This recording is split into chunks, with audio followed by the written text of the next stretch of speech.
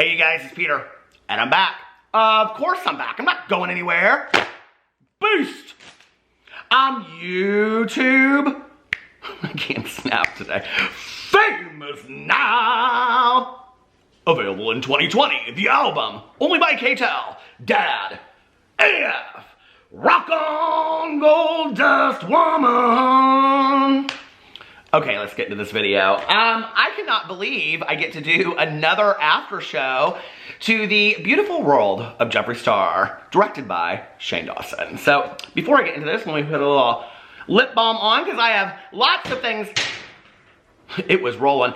I have a lot of things to talk about with this video. So, Shane Dawson put a video up on his Shane Glosson channel, which he has just recently started posting on. And the video is titled, it is number 5 on trending right now. It is titled, The End of the Beauty World. And his Shane Glosson channel already has 1.75 million subscribers. And the video, as of right now, has 471,000 views. I didn't even know that he had put this video up. And then I got on Twitter today, and I started noticing that everybody was saying, oh, Peter, you're in Shane's video, you're in Shane's video. And I thought to myself, Shane put out a video? What video could he have possibly put out? So I went over and I watched the video. Shane put me at the very beginning of it. Thank you, Shane. I appreciate that. That was very nice. You didn't have to do that. And the clip that he showed of me was saying that I wanted to know more about the security footage. So if you watched my previous after shows, there was a lot from the series that I would have liked to have seen that wasn't included. And I have to say, after watching, I think this video was, let's see, 36 minutes and 44 seconds. I have to say, I am highly delighted. I feel like a lot of the things that I wanted to see in the series were in the bloopers and the deleted scenes. And I really, really enjoyed watching this. So, there were some things I had issues with, and I'm going to talk about that in just a second.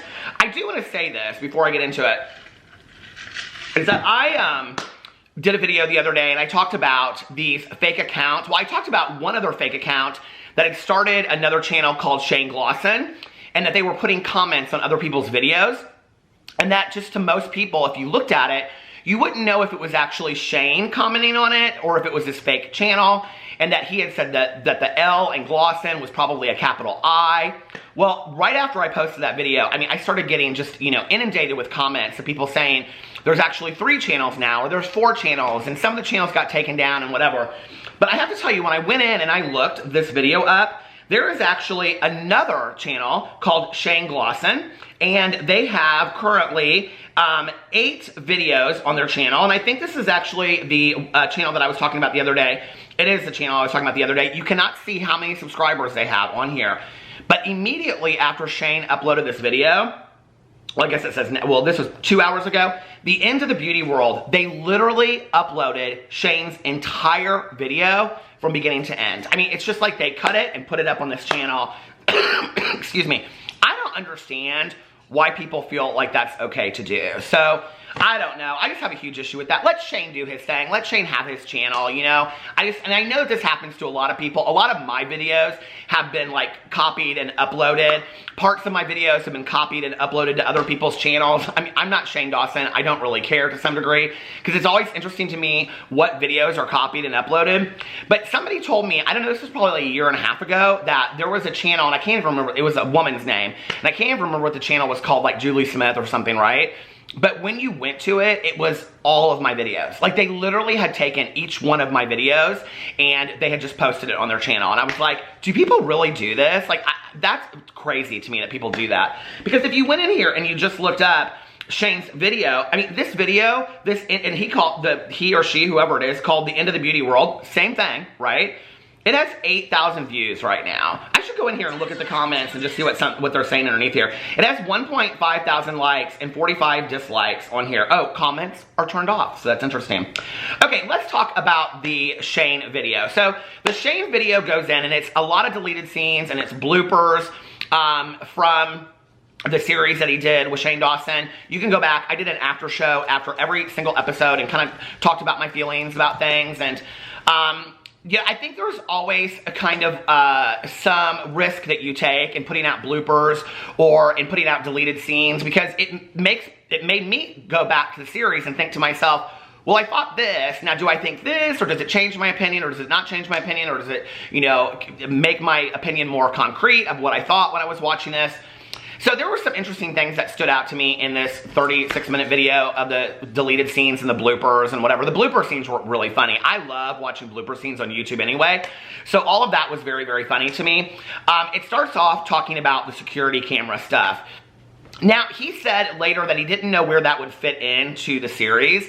I actually think it would have, and maybe this is on the heels of me watching The Confession Killer and Don't F With Cats on Netflix. I literally binge watched both of those series in less than a week. I watched Don't F With Cats in 2 days, okay? Trigger warning, it is very disturbing to watch, but it's probably one of the best true crime documentaries I've ever seen. And I watch a lot of true crime documentaries because I have my own true crime book club. So I listen to podcasts and I watch all the documentaries and all that kind of stuff, and it was really well done. When I was watching the security footage of Ryland and Shane like running around the house, looking at the security camera, seeing somebody outside of the house, all this kind of stuff, it was frightening to watch. I mean, really, it kind of puts you in like this like situation of being Shane or being Ryland in that situation and how scary that would be.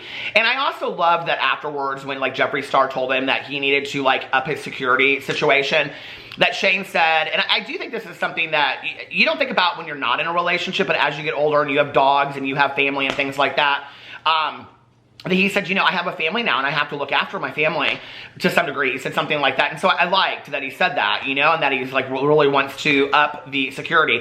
I think he's also sending out a message. Listen, don't F with cats and don't F with me, okay? Because I got the security now. I mean, he has all the security in his house supposedly now. So hopefully in the future, people won't do that. Just leave Shane alone. Like seriously, leave Shane alone. What's the next thing I want to talk about? Well, I wanted to talk about the Morgan Adams thing for a second. I will say this. I thought it was interesting because a lot of people always comment on Ryland's, it seems, obsession with money or making comments about money. And this is what I will say about Ryland. You know, I like Ryland with Shane. I like them as, there's like hairs. They discussed the hairs in Jaclyn Hill's video. You know, I like them together. I like seeing them in videos together and things like that. But here's the thing, okay? And I think this is why Ryland gets criticized for it. So if you watch this video that he just put out, there's a part in there where Jeffree Star sends over a gift, okay? And the gift is like these 2 pigs and it's like this bowl of gold in the middle of it. And Ryland makes the comment. He was like, oh, is that you and me and our pot of gold after the palette is launched? And it's comments like that I think that Ryland doesn't understand that people really cling on to. And maybe he doesn't care. Maybe he's at a point where he's like, I don't care what people think about me, you know? I don't know, that could be it, you know? But I think it's comments like that people attach themselves to. And in the series and before the series and things like that, there were several comments, you know, in the last Jeffree Star series too, where Ryland had made comments about money that it made it appear that a lot of this was to Ryland just about the money.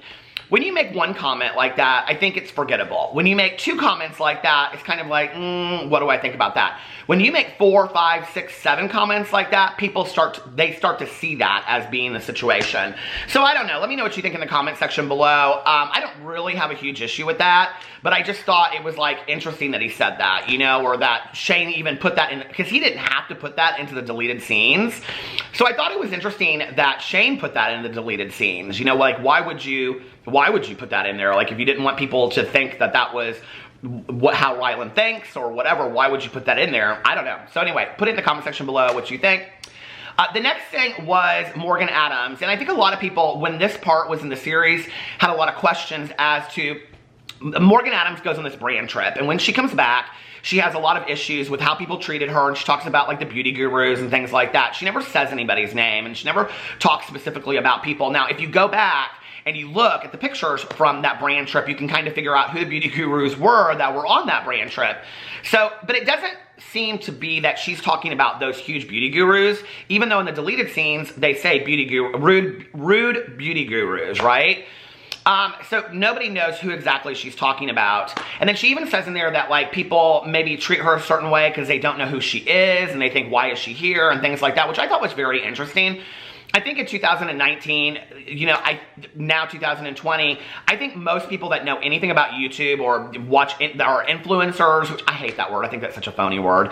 But anyway, I think most people know who Morgan Adams is. I mean, let's just be for real, right? And I kind of wonder, like I'm always watching this stuff from an outsider's point of view.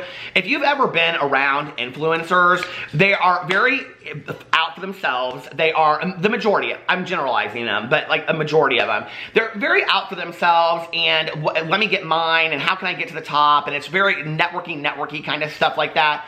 And I think that what's interesting is they probably see Morgan and they think to themselves, okay, here's a girl whose channel basically grew because her brother is dating Shane Dawson, now engaged to Shane Dawson, and maybe they have an issue with that. Maybe they're like, oh, well, I had to do this and I had to do that, whatever, you know? Either way, it doesn't really matter how Morgan got her following. It doesn't really matter how she got her subscribers on there. The reality is this how we treat other human beings? And like I've said this in a lot of my videos, why can't you just treat people with kindness and compassion? I really don't understand it, you know? And I will say one thing that I would say to Morgan is, okay, you don't want to highlight the people that were rude to you, but were there one or two people that were really, really nice? Maybe let the world know who those people were and say, you know, this person, Judy Smith, she was total gold to me, you know? She didn't treat me rude. She was very, very nice to me, and, you know, and she's somebody that I think people should follow. I think that if in 2020 we start acknowledging the good that people do out there, because there had to have been one person on that brand trip that treated Morgan nicely and, you know, treated her kindly and all that kind of stuff. I thought that was interesting. And then it goes into this PR thing. Okay. I'm like, hot button topic right here on Peter Mon's channel, because I have talked about PR in the past, okay? I have talked about, you know, going forward not wanting to accept PR just for me. Now I'm pausing because I want to make this very, very clear. I don't care what other channels do. I don't care what other drama channels do. I don't really care what they make their videos about. I don't care anything about them. I'm talking about me and a lot of inventory and evaluation that I've done on myself going forward. And one of the things that I realized was, when somebody is sending me things, it is very, very difficult for me to sit on video and have an honest opinion about them and say, oh, this or oh, that or whatever. And you have to remember, I'm not a makeup guru. I don't review makeup over here. So it's like if somebody sends me something, it feels like a gift, okay? It doesn't seem like this, I don't know, this unspoken contract of, I'm sending this to you to do, you know, an honest review on this. Now, on my review channel, yes, all day long, okay? But on here, it's like, it's a different situation because I'm talking about choices that people made and things that they do and whatever. So, for example, you know, like, I don't know, let's just, randomly somebody that's never sent me anything. Michelle Phan, okay? Let's say if Michelle Phan sent me something, right? And then she got herself into some drama and she sent me a very nice, like, PR package. Like that, it might not stop me from talking about them, but it would definitely go through my head. It would definitely affect the way that I said things, you know? And so that was the decision that I went for. Well, it was interesting to me that Shane included this in there because he gets this, he got the Fenty Beauty from Rihanna PR kit, and they go through, and they're all guessing, like, how much it was gonna be and all that kind of stuff. Hello, somebody's texting me. They were all guessing, like, how much it was gonna be, and it was this huge, it was $1,237, I think, okay? $1,237 PR package. Now, you're telling me that if I received a $1,237 PR package and I knew that's how much it was, that indirectly wouldn't affect the way that I say things? That's BS. It would affect, I'm telling you, it would affect the way that I was saying things, because I would think about that, like, that was so kind of them to send that to me. So I like that he put that in there. I was like, okay, this kind of even validates for me how I already felt. Now, I do have to say what's interesting about this is that they did this game before it, and I thought it was cute, where they guessed how much it was because they were, like, adding it up as they went. I think Morgan guessed $2,500, Shane guessed $1,000, and Rylan guessed $1,300. And at the end of it, okay, Rylan goes, oh, I won because I guessed $1,300. No, Rylan, did you not ever watch Price is Right? You went over, okay? You guessed $1,300. It was $1,270 or $1,237 or $1,273. You guessed over. Shane won, okay? He was under. It was $1,000. He gets to go on the super wheel. I'm just saying, okay? But that part was cute. Then he comes out and Shane does the whole Dramageddon thing. And I was like, when I saw it come up and it was like, because he puts the things across the screen and it said Dramageddon, I was like, oh Lord, what is he gonna do with this, right? So he goes in and he shows a little bit of the Tati video and all this kind of stuff. And then at the end, he goes in there and he's talking about Gabriel Zamora. No! No, Tati, no! I cannot come out with merch that says that, okay? But trust, if I could, I would. But Gabriel could, and he should, is all I can say. So anyway, is Gabriel still posting videos? I know Nikita posted something the other day that she said, I'm finally posting a video or something like that. I don't know if these beauty gurus are beauty gurus. Do they make YouTube videos? They post an Instagram picture every once in a blue moon. I don't know how they pay the rent. I don't get it, okay? But anyway, so he goes in and he talks about all this kind of stuff. Now, what's funny is that he addresses it, but he doesn't really address it, because he goes in and he's talking about, like, he goes in this huge rant, and it's this very comical, I loved it. I loved this part. It was this very comical, kind of tongue-in-cheek rant about, like, him being obsessed with tea, and he needs the tea to stop and whatever, okay? And he goes on, he's like, okay, having just covered the Nikocado Avocado and Stephanie Sue drama that just occurred, if you watched, I don't know how Nick Avocado got this footage from Shane. I have no clue, okay? But if you watch Nick's video called I'm Not Sorry, it was literally Shane's rant about Dramageddon. I was like, oh my God, this is so hilarious. I'm like watching it, and I'm like, oh my God, this is just like Nikocado Avocado. So anyway, he goes into that, and then it like goes right into Lipstick Gate. Okay. Well, this was where the real tea was, okay? Because he goes in and he talks about Lipstick Gate, and it's really him and Jeffree Star talking together. And Jeffree's like, I feel bad because every launch that Jaclyn has, it just something goes wrong. And then he's talking about the gloves, and no gloves should be like that in any kind of factory. He's never used those kind of gloves and whatever. And then Shane is talking to him on FaceTime, and he said, every single one of my lipsticks has hairs on it. It looks like it's been like rubbed up against a dog or something like that. And I was like, okay, this is interesting. This is interesting. And here's my thing about this, okay? I understand that at the time, they didn't want to come out and talk about this. But this was a huge, huge issue, okay? I mean, this was like a huge ethical business issue that people are still being blamed for, saying like, you came too hard for Jaclyn and whatever. Shane Dawson was sent a PR kit that every lipstick had hairs on it, and he never came out and said anything about that. Patrick Star did. Patrick Star put up a video on Instagram, and Jeffree Star didn't say anything about this when he's always about Jeffree Star approved makeup and whatever. I don't know. I kind of had an issue with that. I was like, so you wait almost, like it's been 9 months now. You waited 9-10 months to come out and say that yes, your lipsticks were compromised. I don't know if maybe they thought like everybody was talking about it anyway, but Jeffree Star and Shane Dawson coming out and talking about that, I know that they're friends indirectly with Jaclyn Hill. Are they? I don't know. Like I know that Jeffree and Jaclyn are friendly, but I've never seen them really do a whole lot together. I know, like, I've never seen Shane and Jaclyn do anything together, so I don't know why, if they thought that was going to compromise the series, or if they thought it was going to compromise their release, or if they were afraid that something would happen to their release and then they'd be compared to Jaclyn's release or something. I don't know. But it makes you wonder, if Shane got lipsticks that had hairs on them, how many other influencers that never spoke on it got hair or lipsticks that had hairs on it and never said anything about it? Like, that's a pretty big deal, right? Like, let's just be for real. If you go back, like, at the time, that was a huge issue. So, in retrospect, I was glad that Shane included this in the clip, or in the series, or in the blooper thing. But again, I was kind of like, why would you talk about it now, but you wouldn't talk about it then? I almost would have not included that part. And I guess that's where Shane's like, look, I'm just putting it all out there. You guys, you wanted it all, I'm putting it all out there. And so for that, I am really, really thankful. It doesn't make me think either way about him, because I think at the time, he probably was like, I don't know what to do with this. Like, I don't know, like, do I come out and talk about this? I'm coming up with my own palette and all that kind of stuff. And I do want to go back. So let me know what you think in the comment section below about that. But I do want to go back and say that about, what do you call it? The guy knocking on his door, when Jeffree Star said to him, you know, like, people trying to rob your house is like diamonds, because they want to get the palette so that they can, you know, what do you call it?